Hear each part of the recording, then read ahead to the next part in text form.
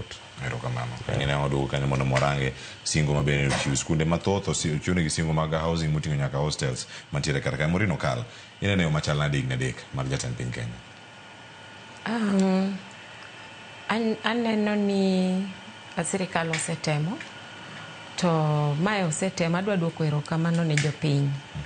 Tadwa duoko erokamano ni jotendwa kaka Mr. Misore, Mheshimiwa, wan duto te. Nikech ing'ini somo obedo ran gi stakeholders, to the number one stakeholder mar somo en sirikal.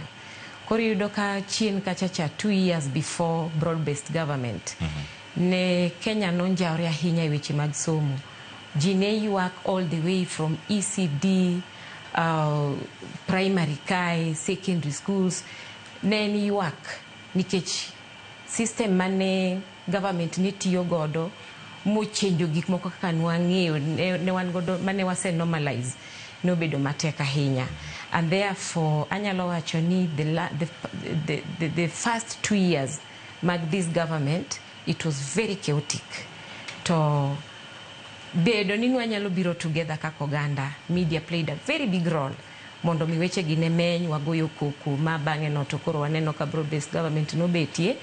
To reto moro mane nitiere e government cha, kata mana chai kata carelessness mane timo godo gik moko, ne obedo ne government obiro ma tone down, ma koro yudo ka 1 2 3 things wachako fix. Morini temo wacho ni broad-based government dipo ni obero, okonyo bero sector mar somo.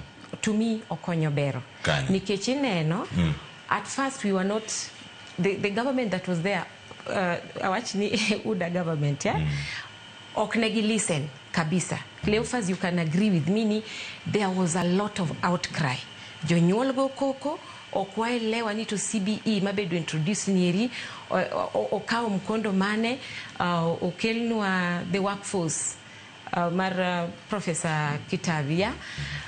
Ne okwaelewa.